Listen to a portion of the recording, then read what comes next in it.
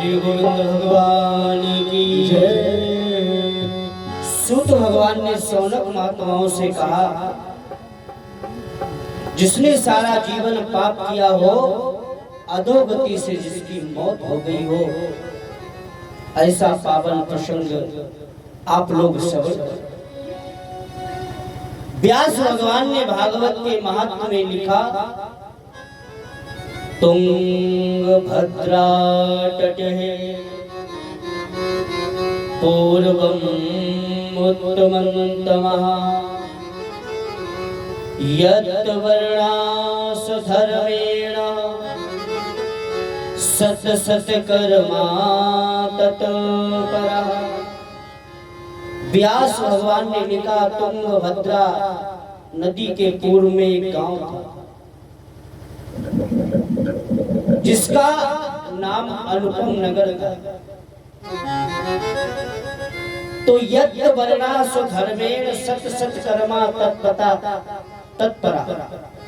सभी धर्मों के लोग उस गांव में रहते थे और सभी लोग अपने धर्मानुसार अपना कार्य करते थे। जिसका जो काम है, जिसका जो भी काम है वो अपने हिसाब से करते थे। और अब तो सब सिस्टम ही बदल गया। जो हमारा काम था वो दूसरे करने लगे, दूसरे वाले हम भी मांसाहार मदिरा का पान करने लगे। तो लिखा गया है, यज्ञ वर्णासो धर्मेण सत सत कर्मा तत्परः। सभी अपने अपने धर्मों के हिसाब से रहे। पर अब आजकल सबका सिस्टम ही बदल गया, एक दूसरे का काम ही छीन लिया, एक दूसरे का काम ही छीन लिया। जी को काम बाइक साजे और करे सो डंडा करे रहा थोड़े। भाई सब लोग सबको थोड़ा नहीं कर सकते, कुछ गॉड गिफ्ट भी होता है। ये सब चीजें मालिक के यहाँ के कभी फूल बासे नहीं माने जाएंगे, या 10 दिन के रखे हुए आपके यहाँ के बासे हो जाएंगे। तो कहा, तुंगभद्रा नदी के पूर्व में अनुपम नगर था। उस नगर में एक ब्राह्मण रहते थे। वो कौन से ब्राह्मण थे? व्यास भगवान ने बताया, आत्मदेव पुरे तस्मिन् सर्व वेद विशारद। एक आत्मदेव नाम के ब्राह्मण थे और सर्व वेद विशारद, जिन्होंने वेदों में विशारद की डिग्री, यानी इंग्लिश में PhD बोलते हैं, उसी प्रकार उन्होंने वेदों की विशारद की डिग्री प्राप्त की। ऐसे परम ज्ञानी और द्वितीय भास्कर, दूसरे सूर्य के समान तेजवान और ज्ञानवान थे। इतने कोई कमी नहीं, धन भी था और ज्ञानवान थे। दूसरे द्वितीय भास्कर, दूसरे सूर्य के समान थे। पर प्रत्येक मनुष्य के जीवन में कुछ ना कुछ कमी अवश्य मिलेगी। यहाँ पर इतने लोग बैठे हैं, आगे भी और पीछे भी, गिनती करना, विचार करना। प्रत्येक मनुष्य के जीवन में कुछ ना कुछ कमी अवश्य हो। जैसे कुग्राम वासा कुलहीन सेवा कुभोजनं च क्रोधमुखी च भार्या मूर्खस्य पुत्रः विधवास्य कन्या। मनुष्य को 6 चीजें जिंदा जलाती बगैर अग्नि के, और ये सभी के जीवन में। कुग्राम वासा, जैसे आपका खराब गांव में बास हो जाए और पड़ोसी ऐसा मिल जाए,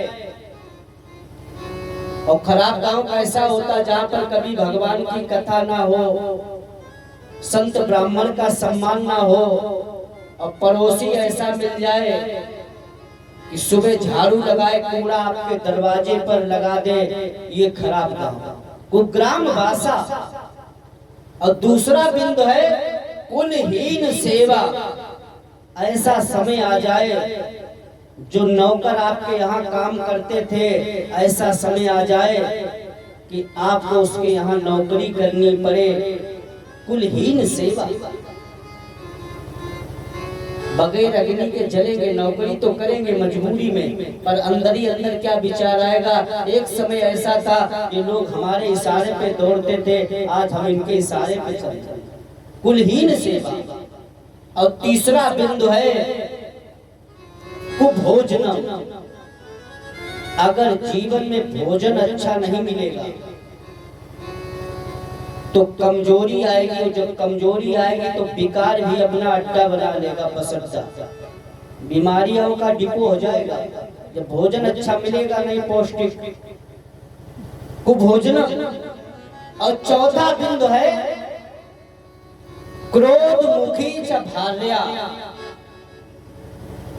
दशरथ जी, क्रोध मुखी च भार्या। जैसे आप आर्गन बजा के घर पे जाओ और गर्मी का समय हो, क्रोध मुखी च भार्या। चौथा बिंदु ध्यान रखना। और आपने अपना ये बैग थैला रख दिया, पत्नी से कहा जी एक गिलास पानी देना। अब पत्नी तो अब आजकल तो सिस्टम है सबके घर में, कोई इधर कोने में बैठा ऐसे कर रहा, कोई उधर बैठा। और आपने कह दिया अजी सुनती हो गिलास पानी देना, तो पत्नी ने उठाया गिलास, फेंक के मारा, ये गिलास लो पानी। तो क्रोध मुखी च भार्या। सुनील, आपके साथ तो नहीं ऐसा होता है, पर बताओगे नहीं? अगर होता हो तो बता दो, हम समझा दें।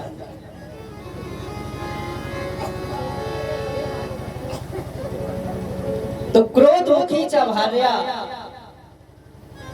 पत्नी अगर क्रोधी प्राप्त हो जाए तो जीवन बेकार है, बगैर अग्नि के। और पांचवा बिंदु है मूर्खस्य पुत्रा। पांचवा बिंदु, बेटा मूर्ख हो जाए, पागल हो जाए, शराबी हो जाए, जुआरी हो जाए, आए दिन दरवाजे पर पुलिस खड़ी हो तो आपको कष्ट होता है। और छठवां बिंदु है विधवस कन्या। जवानी की अवस्था में अगर कन्या विधवा हो जाए तो जब भी माता पिता के पास पहुंचेगी तो माता पिता को कष्ट होता है। जवानी की अवस्था में अगर बेटी विधवा हो जाए तो माता पिता को कष्ट होता है। तो कुग्राम वासा कुलहीन सेवा, कुभोजनम च क्रोध मुखी च भार्या, मूर्खस्य पुत्रा विधवस्य कन्या, खटजीव लोके दहांत। आत्मदेव के जीवन में सब कुछ है, पर इन्हें पत्नी अनुकूल नहीं प्राप्त।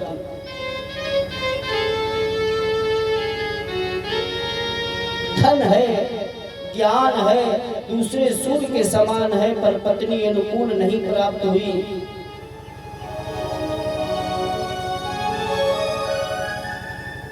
इतने दुखी हो गए। पति और पत्नी में 36 का आंकड़ा। आत्मदेव जी ने बहुत समझाया धुंधली, पर आत्मदेव के समझाने से धुंधली। आत्मदेव कहते थे देवी हमारा ब्राह्मण कुल में जन्म हुआ, हमारे कुछ संस्कार हैं, नियम से पूजा पाठ करना चाहिए, भगवान का भोग लगाना चाहिए, संध्या बंधन करनी चाहिए।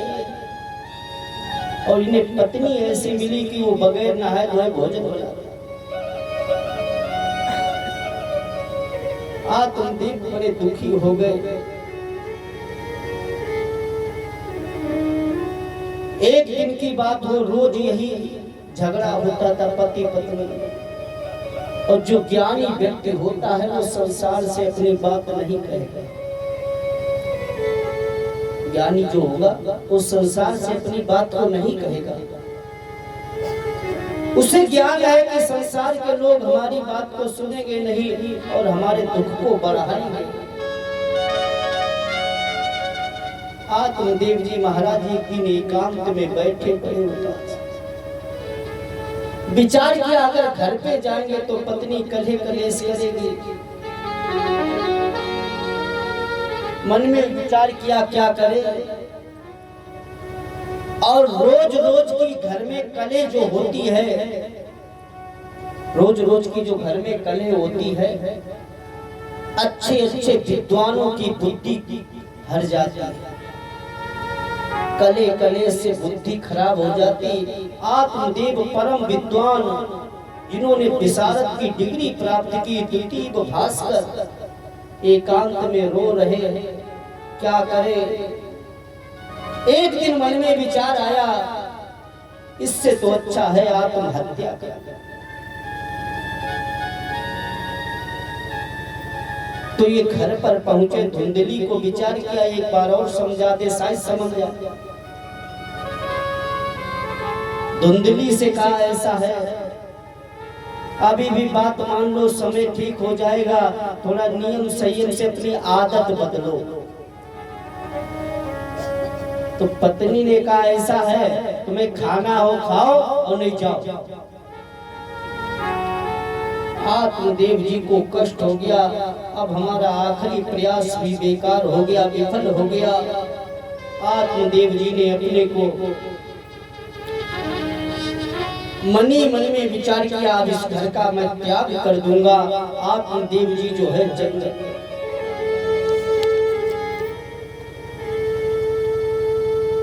और घर में कोई संतान भी नहीं, अभी मरने का विचार बनाया, घर से दूर हो विचार किया, एक दो दिन इधर उधर रहे, और घर में कोई संतान भी नहीं, विवाह के काफी समय हो गया। तो व्यास भगवान ने क्या लिख दिया, सूत शौनक महात्माओं को बता रहे कि कोई संतान नहीं, और जिसके यहाँ संतान नहीं होती उसके लिए क्या लिखा गया। दिग्जीवतं प्रजाहीनं दिग्ग्रं च प्रजाविनः दिग्धनं चानपत्यस्य दिग्कुलं सन्ततिविनः दिग्जीवितं प्रजाहीनं दिग्ग्रं च प्रजाविनः। संतान नहीं तो व्यास जी ने भागवत के महात्मा में लिख दिया, दिग्जीवितं प्रजाहीनं दिग्ग्रं च प्रजाविना दिग्धनं चानपत्यस्य दिग्कुलं सन्ततिविना। उस राजा को धिक्कार है जिसकी प्रजा कहने में ना हो, और जब प्रजा राजा की बात को नहीं मानती तो उस राजा को भी धिक्कार है। और किसे किसे धिक्कारा गया, व्यास भगवान ने महात्मा में बताया, राजा को भी धिक्कार है अगर प्रजा बात नहीं मानती, और बताया उस घर को भी धिक्कार है जिस घर में कोई वंश वृद्धि करने वाला, उस घर को भी धिक्कार है। और दिग्धनम, उस धन को भी धिक्कार है।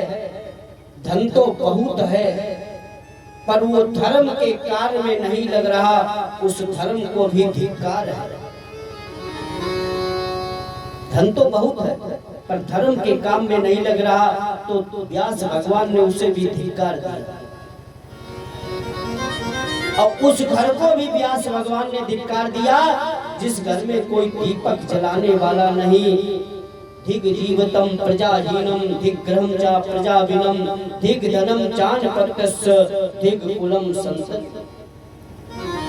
एकांत में बैठे आत्मदेव मनन कर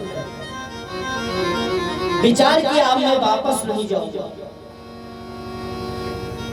अब मन दृढ़ कर लिया, जब समय आता तो बुद्धि भी वैसी हो जाए। मरने का विचार बना लिया, जाकर जंगल की तरफ चलने लगे। और जैसे जंगल की तरफ पहुंचे और मरने का भाव बनाया तो आगे एक सरोवर दिखाई दिया।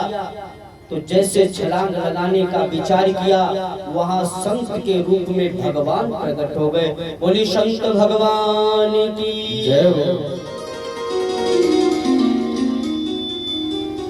संत रूपी भगवान ने कहा, हे आत्मदेव, आप जैसे परम ज्ञानी ये क्या करने जा रहे हैं? भाई कोई मूर्ख हो तो ऐसा करे तो ठीक है। आप जैसे परम ज्ञानी, कई वेदों का आपने अध्ययन किया, परम विद्वान हो, दूसरे सूर्य के समान, और ये कार्य करने जा रहे हैं। तो आत्मदेव जी ने कहा, संत जी, मैं अब इस शरीर को नहीं रखूंगा, मेरी पत्नी भी मुझे अनुकूल नहीं प्राप्त हुई, मैं बहुत बड़ा भागा हूं। मैं यहां तक का भागा हूं कि मैं अपने दरवाजे पर कोई गाय पालता हूं तो उस गाय के माध्यम से भी कोई भी बछड़ा बछड़ी का जन्म नहीं होता। मैं बड़ा भागा हूं, मैं आत्महत्या करने जा रहा हूं, मुझे रोको मत। और कहा कि मैं कोई वृक्ष लगाता हूँ, उस वृक्ष से भी कोई फल नहीं निकलते हैं, मैं बड़ा पापी हूँ। और जब मनुष्य के जीवन में ऐसे निराशापन आने लगते हैं तो उसके मन में यही सब विचार आता है। का मुझे दरवाजे पर वृक्ष लगाया, उससे भी कोई फल नहीं मिला, और यहाँ तक अगर मैं कोई बाजार से फल लेकर आता हूँ और मैं रख देता हूँ, विचार करता हूँ थोड़ी देर बाद इस फल का मैं पान करूंगा तो उस फल में भी कीड़े पड़ जाते, मैं इतना बड़ा भागा हूँ। गाय से भी कोई का जन्म नहीं होता, वृक्ष लगाते उससे फल नहीं आते, कोई फल बाजार से लाते उसमें भी कीड़े पड़ जाते, मैं बहुत बड़ा भागा, मेरी कोई संतान भी नहीं, पत्नी भी अनुकूल नहीं। तो संत रूपी भगवान ने कहा, भगवान ने कहा, हे आत्मदेव, आप इस जन्म के लिए रो रहे, आपके 7 जन्मों तक कोई संतान नहीं थी। जैसे कहा आत्मदेव कहने लगे, अभी तो मैं मरने में कुछ विचार कर सकता था, तो आपने कह दिया 7 जन्मों तक हमारे यहाँ कोई संतान नहीं हुई, तो मैं अब आत्महत्या किया। जैसे कहा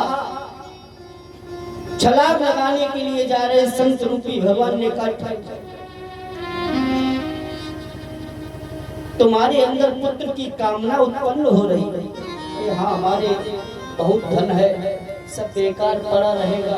कुछ लोगों का माइंड में यही डिस्टर्ब रहते हैं, धन है पुत्र नहीं। तो कहा हमारे पास धन है, कोई पुत्र हो जाए तो हमें कोई दिक्कत नहीं है, पुत्र हो जाए। तो संत भगवान ने कहा, मुंचा ज्ञानम प्रजारूपम बलिष्ठा कर्मणो गतिः विवेकं तो समाशाद्यः। संत जी ने कहा, हे ब्राह्मण, पुत्र की कामना त्याग दो। आप पुत्र की कामना कर रहे, जरूरी नहीं उस पुत्र से तुम्हें सुख मिल जाए, जरूरी नहीं कि सुख मिल जाए। पता नहीं वो पुत्र आपको दुख दे के चला जाए, इससे तो अच्छा ना हो अच्छा है। अगर होने के बाद कष्ट दे जाए तो और ज्यादा। संत जी ने कहा, एक राजा अंग हुए, उनके यहाँ भी कोई पुत्र नहीं हो रहा था, पुत्रेष्ट यज्ञ करवाया, बेटा दुष्ट हो गया, अंत में अंग को घर राज्य छोड़कर चला जाता था। तो महाराज अंग को भी पुत्र से सुख नहीं प्राप्त हुआ तो तुम्हें कैसे सुख प्राप्त होगा? इसका त्याग कर दो, पुत्र की कामना का त्याग कर दो। कर्म की गति बड़ी प्रबल है, कर्म की गति।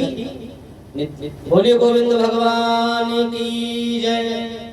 थोड़ा मुख में जल लगा लो, नींद आ रही है आपको। बोलिए हरि। और एक विषय ये है, रात्रि में ज्यादा जगना ठीक नहीं है, गाना बजाना समय अनुसार हर चीज ठीक रहती है। अब आप तो थोड़ी थोड़ी देर बाद जो है, बोलिए गोविंद भगवान की। कहा कर्म की गति बड़ी ही प्रबल है। और इस समय आत्मदेव आप विवेक का आश्रय लो और विवेक का आश्रय लेकर संसार की वासनाओं का त्याग कर दो। पर आत्मदेव को पुत्र की मोह जाता, जैसे आत्महत्या करने जा रहे कहा महाराज अब हम मर जाएंगे, आपके चरणों में अपना सर पटक पटक के, आपने कहा 7 जन्मों तक कोई संतान नहीं, मैं अभी सर पटक के आपके चरणों में प्राण दे दूं। संत जी ने विचार किया कहीं ये आत्मदेव ब्राह्मण मर गए तो 302 हमें लग जाएगी, मगर हमारे ऊपर दोष लग जाएगा। तो कहा ऐसा ठहर जाओ। अब संत का हृदय मक्खन के समान होता। संत जी ने कहा ऐसा है, उठो, अपने चरणों से उठाया और कहा ऐसा है, हम आपको एक फल दे रहे हैं, इस फल को अपनी पत्नी को खिलाना और आपके यहाँ सुंदर पुत्र होगा। पर एक नियम है हमारा, जब डॉक्टर लोग दवाई देते हैं तो परहेज बताते हैं कि मूंग की दाल खाना, चावल मत खाना, बैगन मत खाना, यानी बादी चीज मत खाना। तो यहाँ पर संत जी ने कहा आत्मदेव से, हम फल तो दे रहे पर इसका एक नियम है, परहेज करना पड़ेगा। तो कहा महाराज जल्दी बताओ क्या परहेज करना। तो संत जी ने कहा सत्यम शौचम दानम। आपकी पत्नी सत्य बोले और पवित्र रहे। आत्मदेव जी ने मन में विचार किया हमारी पत्नी में एक भी लक्षण नहीं, सत्य बोलेगी नहीं, पवित्र रहती नहीं, पूजा पाठ करती नहीं। और बाबा जी ने परहेज बड़ा भयंकर बता दिया और आगे कहा दया दानम, पत्नी दया करे और दान भी करे। विचार किया हमारी पत्नी तो अगर चूल्हे में कोई कुत्ता आ जाता तो फुकनी फेंक के मारती, और करकसा के दिल में कहीं दया होगी। अब ये अपने मन में विचार कर रहे, कह नहीं रहे। कुछ लोग पुरुष लोग अपनी बात अपने आप में घोटत रहा, भले रोटी ना मिले ठिलिया पाए के अपनी 4 पूरी खाए दिन काट लाए, पर सबसे कहे। तो ये मन में विचार कर रहे कि अगर हम बताएंगे तो ये फल मिलेगा नहीं। कहा महाराज सब नियम हो जाएंगे, आप परेशान। और कहा 1 वर्ष तक अगर ये आपकी पत्नी ने नियम कर लिया तो तुम्हारे यहाँ सुंदर पुत्र का जन्म होगा, मुझे पूर्ण विश्वास है। आत्मदेव जी ने कहा हमने ये हमारी पत्नी सारी नियम कर लेंगी। और उस फल को लेकर आए, पत्नी को फल दिया और कहा इस फल को खाओ, हमारे यहाँ सुंदर पुत्र का जन्म होगा।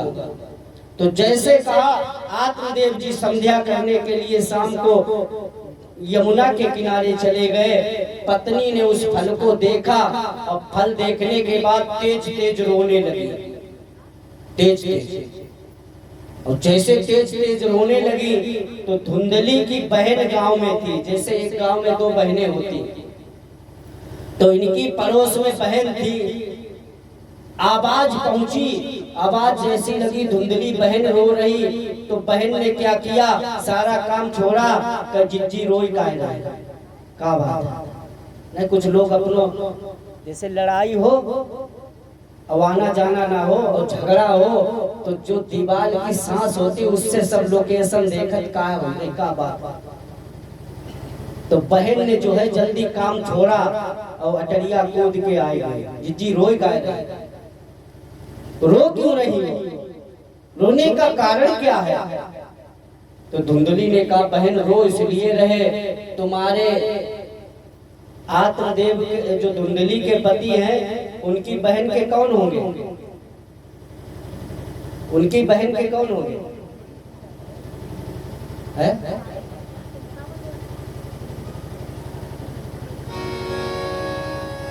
जीजा। हाँ भैया, धुंधली की जो पति है उनकी बहन के कौन होंगे? जीजा। हमारा तो विचार है पहली बार तो किसी का स्वास्थ्य खराब ना हो, स्वास्थ्य, और अगर स्वास्थ्य खराब हो जाए तो गांव के लोग, मोहल्ले के लोग, पड़ोसी लोग देखने जाएं, पर साली सनेज को जरूर देखना चाहिए अस्पताल का। और जैसे साली सनाज पहुंची और कहा जीजा, सो जीजा का ठीक है, ये शब्द ब्रह्म है। जी जाओ यानी मरो ना, जी जाओ शब्द ब्रह्म है। जीजा यानी जियो मरो ना। तो कहा तुम्हारे जीजा ये फल लेकर आए। तो धुंधली की बहन कहने लगी अरे इसमें रोने की क्या बात है, हमारा तो विचार है सभी के पति फल लाए, खूब खाओ खूब सेहत बनाओ, इसमें रोने की क्या बात है? कोई नहीं बहन, तुम्हारे जीजा जा कहेंगे कि ये फल खाने के बाद पुत्र होगा। जैसे पुत्र की बात सुनी धुंधली की बहन के कान खड़े हो गए, विचार किया अरे ये क्या? धुंधली की जो बहन थी धुंधली से धन से प्रेम करती थी,